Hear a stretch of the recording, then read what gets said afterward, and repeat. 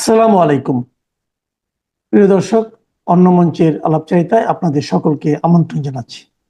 অনুপ্রবেশ সমস্যা নিয়ে ভারত বাংলাদেশ সম্পর্ক ক্রমশই জটিল থেকে জটিলতর জায়গায় চলে যাচ্ছে এবং অবস্থা এত দ্রুত খারাপ থেকে আরও খারাপ হচ্ছে যে ছোটোখাটো সীমান্ত সংঘর্ষ থেকে বড় কোনো সংঘর্ষের সম্ভাবনা একেবারে উড়িয়ে দেয়া যায় না।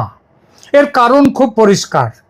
যদি দুই পক্ষই তাদের অবস্থানে অনড় থাকে আর সমঝোতা সূত্র খুঁজে বের করার জন্য যে উদ্যোগ দরকার সেটা যদি না নেওয়া হয়, তাহলে পরিস্থিতির উন্নতি হওয়ার কোনো সম্ভাবনা থাকে না।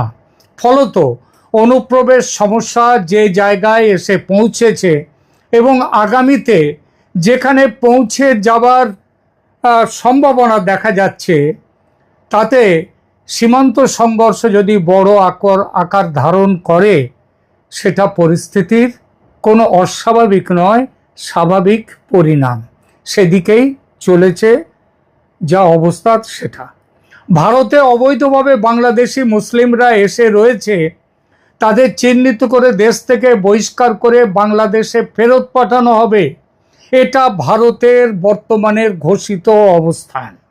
অন্যদিকে বাংলাদেশের ঘোষিত অবস্থান এরকম যে ভারতে কোনো বাংলাদেশি অবৈধভাবে যায়নি, এ কথা তারা কিন্তু বলছে না। ভারতে কোনো অবৈধ বাংলাদেশি নেই, এটা কিন্তু তারা ঘুণাক্ষরেও বলছে না। এই প্রশ্নটাকে উৎস রেখে তারা বলছে অবৈধভাবে কেউ ভারতে থাকলে তাদের ফেরত পাঠাতে হবে আন্তর্জাতিক নিয়ম মেনে, ও জোর করে পুশব্যাক করা নয়। তো আন্তর্জাতিক নিয়ম মানতে হবে। কি সেই নিয়ম? নিয়মটা হচ্ছে এইসব অনুপ্রবেশকারীদের বাংলাদেশের নাগরিকত্বের প্রমাণ বাংলাদেশের হাতে তুলে দেবে ভারত। বাংলাদেশ সেগুলো পরীক্ষা করবে। তারপর যদি দেখে যে তারা সত্যি বাংলাদেশের লোক, তাদের ফেরত নেবে। আর যদি দেখে যে তারা বাংলাদেশের নয়, তাহলে ফিরিয়ে নিতে অস্বীকার করবে। এবং সেই কথাটা তারা জানিয়েও দেবে ভারতকে। ভারত যদি সেটা মেনে নেয় ভালো, না মানলে আরও প্রমাণ দিয়ে তাদের বক্তব্য জানাবে, যাতে তাদের ওখানে ফেরত পাঠানো যায়। এইটা হচ্ছে নিয়ম। তো এই আন্তর্জাতিক নিয়ম মেনে চললে, যেহেতু এটা পদ্ধতি, আর এই পদ্ধতি যদি দুদেশই মেনে চলে, তাহলে তো ঝামেলা কেন হবে? ঝামেলার সম্ভাবনাই নেই।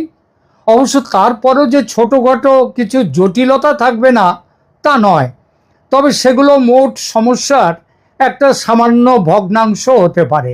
যেমন ধরা যাক, কেউ 10 বছর আগে কি 5 বছর আগে একজন বাংলাদেশি পুরুষ তার এক বিবি 3 বাচ্চা নিয়ে চোরাপথে ভারতে এসেছে, কিংবা সে একাই এসেছে ধরা যাক। যদি দেখা যায় সে তার এক বিবি 3 বাচ্চা নিয়ে চোরাপথে ভারতে এসে থাকে, তো তার ধর্মে তো একসঙ্গে একাধিক বিবি, 4টে বিবি পর্যন্ত রাখা আইনসম্মত, তাদের পার্সোনাল ল সেই কথা বলছে। তো সে এখানে এসে করলো কি, বাংলাদেশি মানুষটি, সে আরও একটি ভারতীয় মেয়েকে বিয়ে করলো।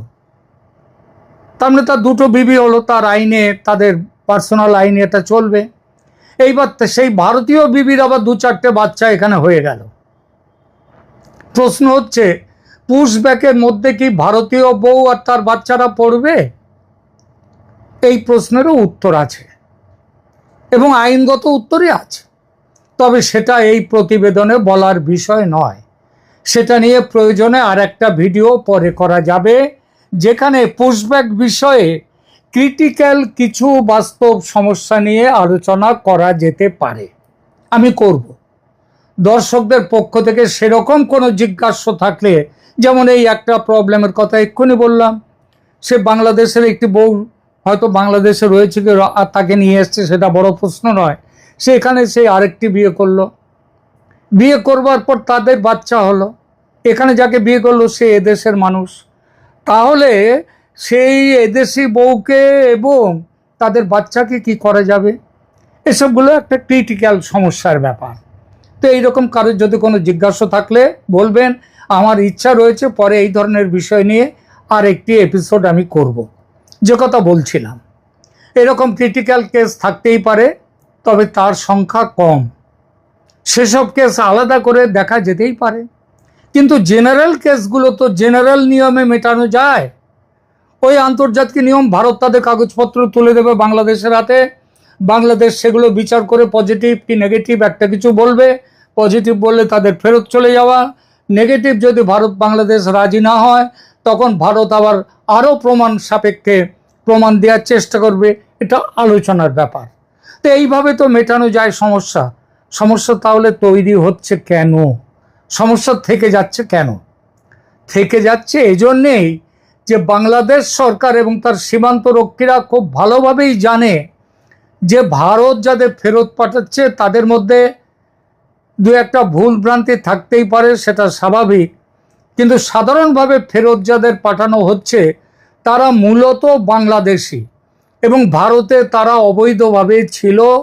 সিংহভাগ তাদের চোরাপথে এসেছিল, ভারতে থেকে গিয়েছে এখানে, আর কিছু ভিসা নিয়ে গিয়ে ভারতে এসছে, ভিসা ফুরিয়ে গেছে কিন্তু আর ফিরে যায়নি। বাংলাদেশ সরকার এটা খুব ভালোভাবেই জানে। তাই করছে কি, ভারতের চিঠির জবাব না দিয়ে বছরের পর বছর বসে থাকছে।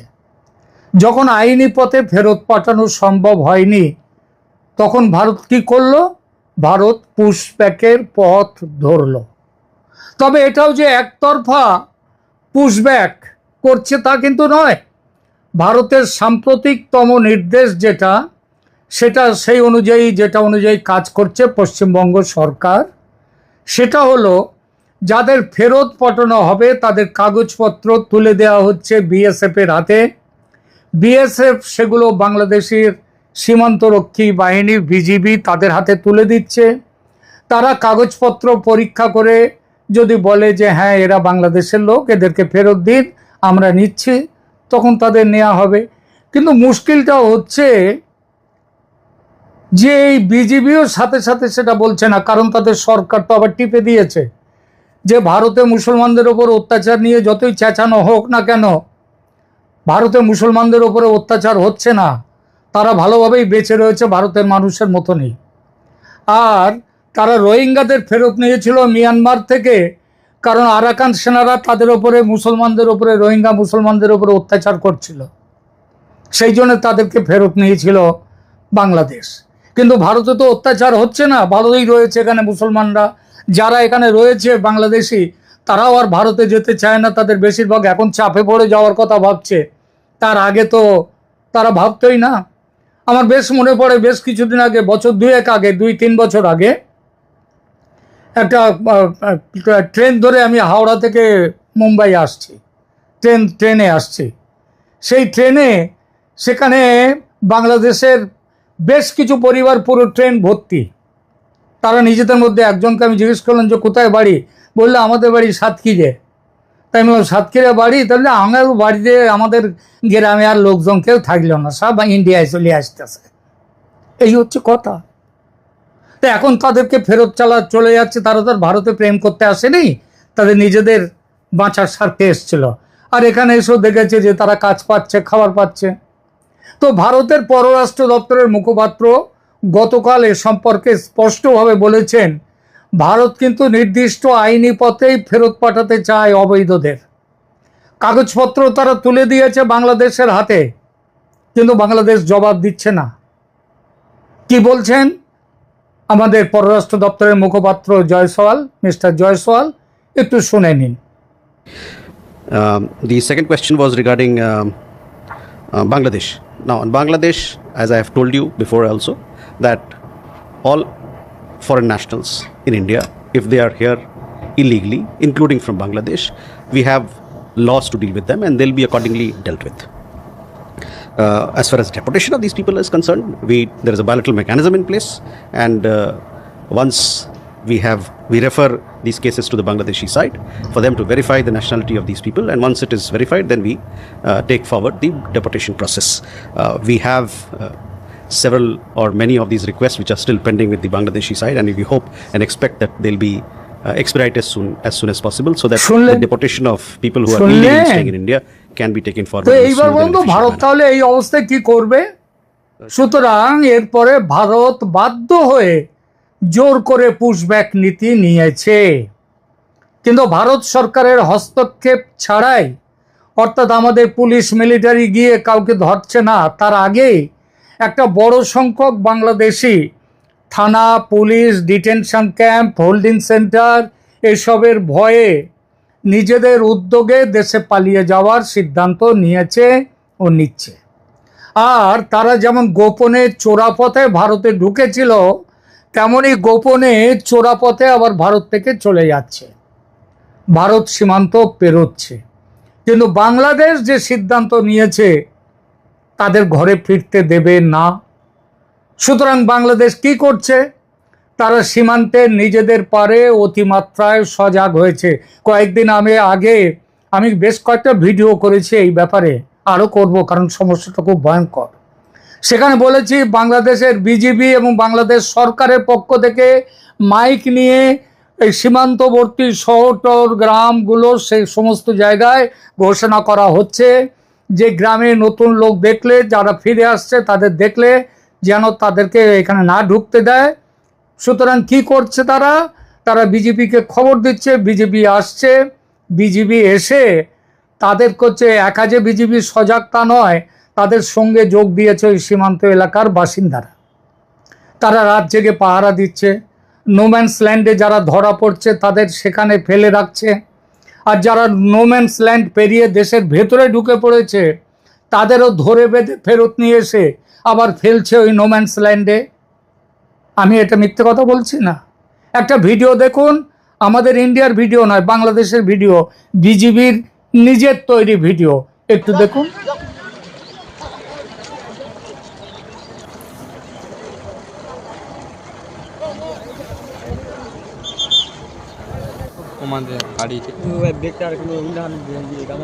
কমান্ডান্ট 93 বিএসএফ এর সাথে আমাদের স্পট মিটিং ছিল। এই গত 25 তারিখ সকালবেলা যে 10জনকে এখানে পুষিং করা হয়েছে এর ব্যাপারে, তো তারা বলছে যে এরা বাংলাদেশি নাগরিক, তারা এটা দিতে প্রস্তুত না। আমি তাদেরকে বলেছি যে এটা স্ট্যান্ডার্ড ওয়ে না, এটা ইন্টারন্যাশনাল ল না। এটা ইন্টারন্যাশনাল ল হয়ে যদি এক দেশের নাগরিক যদি অবৈধভাবে অন্য দেশে থাকে তাকে পুলিশের মাধ্যমে ইন্টারন্যাশনাল ল মেনে তাকে হ্যান্ড ওভার করা উচিত। এভাবে আমরা অ্যাকসেপ্ট করবো না। তারা এটা বাংলাদেশি নাগরিকরা ফেরত নিতে রাজি না। আমরা আমাদের অবস্থান অনড়। আমরা বলেছি যে না, আমরা এভাবে গ্রহণ করবো না, এটা অবশ্যই ইন্টারন্যাশনাল আইন অনুসারে হতে হবে। তো তারা বলেছে যে তাদের হাইকোর্টের সাথে কথা বলবে, বাট আমরা এই পজিশনে অনর যে আমরা অবৈধভাবে যদি আমাদের সীমান্ত দিয়ে কাউকে অনুপ্রবেশ করানো হয়, পুশিং করানো হয়, এটা আমরা এখনও অ্যাকসেপ্ট করবো না এবং ভবিষ্যতেও আমাদের এবারের মধ্যে কোথাও আমরা অ্যাকসেপ্ট করবো না। এদের ব্যাপারে তাদেরকে আমরা বলেছি তাদেরকে এটা নিয়ে যাওয়ার জন্যে, তারা এটা আশা করছি তারা এটা নিয়ে যাবে, বাট আমরা এদেরকে বাংলাদেশ পর্যন্ত প্রবেশ করতে দিব। এই কথা আমি তাদেরকে বলেছি যে তোমরা তাদেরকে অবৈধভাবে এখানে ফেরত পাঠিয়ে দিয়েছো, এটা বৃষ্টির মধ্যে ছিল, গতকাল বজ্র হয়েছে, এটা ইনহিউম্যানিটেরিয়ান, এটা অমানবিক হয়ে যাচ্ছে। তোমরা মানুষকে এরকম বিপদের মধ্যে ফেলে দিতে পারো না। তাদেরকে আমি এই দাবি আমি উত্থাপন করেছি যে এরা মানুষের তাদের অধিকার আছে। তোমরা একজন মানুষকে ধরে অবৈধভাবে পুশ করে তাকে বিপদের মুখে এবং অমানবিকভাবে তাকে ফেলে রাখতে পারো না। এই কথা আমি তাদেরকে উল্লেখ করেছি। তারা বলেছে, তারা অস্বীকার করেছে যে তাদেরকে এভাবে কাটাতারে ব্যবহার করে তাদেরকে ফেরত পাঠায় নাই। কিন্তু এখানে ভিকটিম আছে, এখানে তাদের সাথে কথা বললেও আপনারা বুঝতে পারবেন। এখানে দেখবেন তাদেরকে বিভিন্ন জায়গায় অ্যারেস্ট করে গত 26 মে তাদেরকে অ্যারেস্ট করে বিভিন্ন সেন্টারে রেখেছে। রাখার পর তাদেরকে গত 5 তারিখ সকালে তাদেরকে পুশিং করেছে।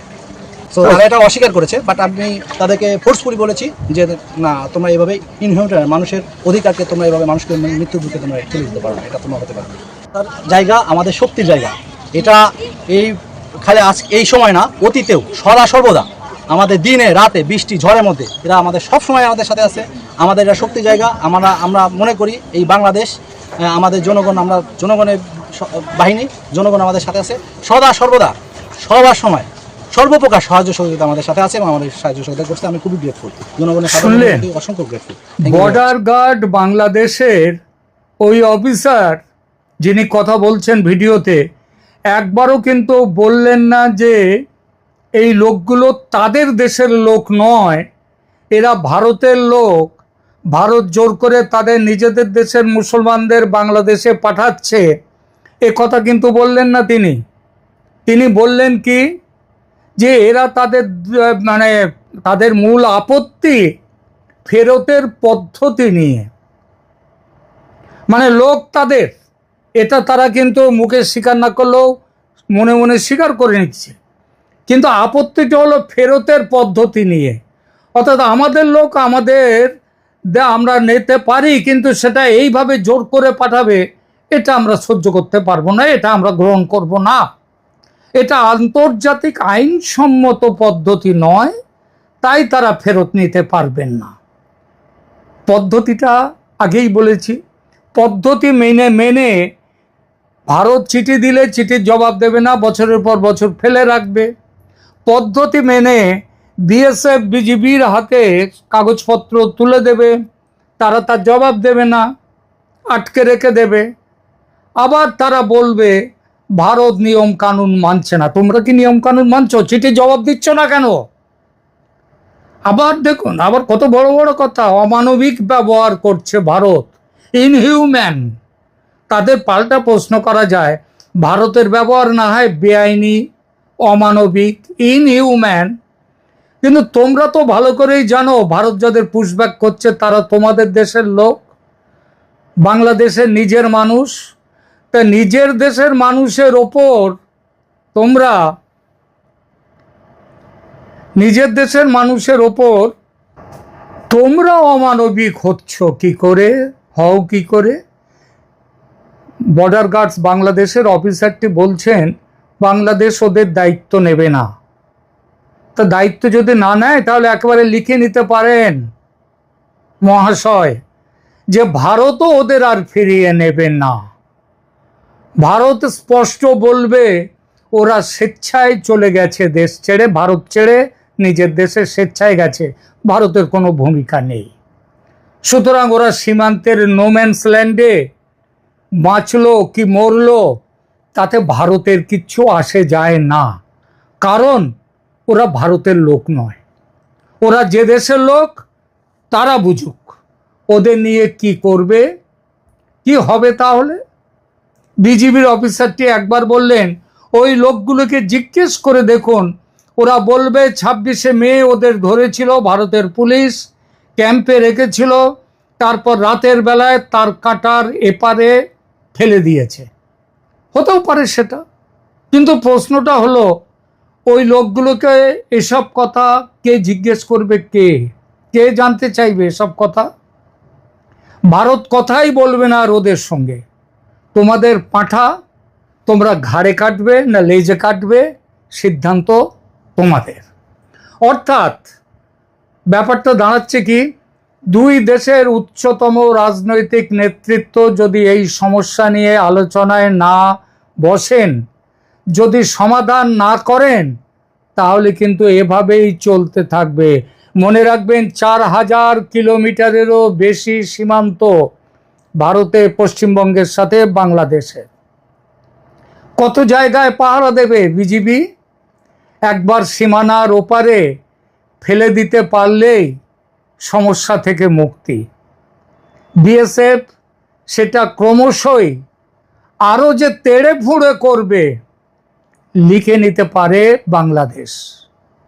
সুতরাং পালিয়ে না গিয়ে আলোচনায় বসুন, যত তাড়াতাড়ি বসতে পারেন ততই মঙ্গল। কারণ যত দিন যাবে, এখন 10টা জায়গা 12টা জায়গার থেকে পাঠানো হচ্ছে, পুশব্যাক হচ্ছে, এরপরে ডাঙায় জলে সব দিকে পুশব্যাক হবে। নৌকো করে রাত্রে ওপারের চরে নামিয়ে দিয়ে চলে আসবে। কি করবেন? কত জায়গায় পাহারা রাখবেন? সুতরাং সামনে বর্ষা, আর এই নোম্যান্স ল্যান্ডে জলে কাদায়, খোলা আকাশের নিচে ঝড়ে বৃষ্টিতে সাপ খোপের রাজত্বে থাকাটা কি সমস্যা তৈরি করবে সেটা একটু ভেবে দেখুন। বর্ষা আসছে, সমস্যা পাহাড় হয়ে বাংলাদেশের ঘাড়ে চেপে বসবে, বর্ষা শুরু হয়ে গেছে। সুতরাং সাবধান। ধন্যবাদ।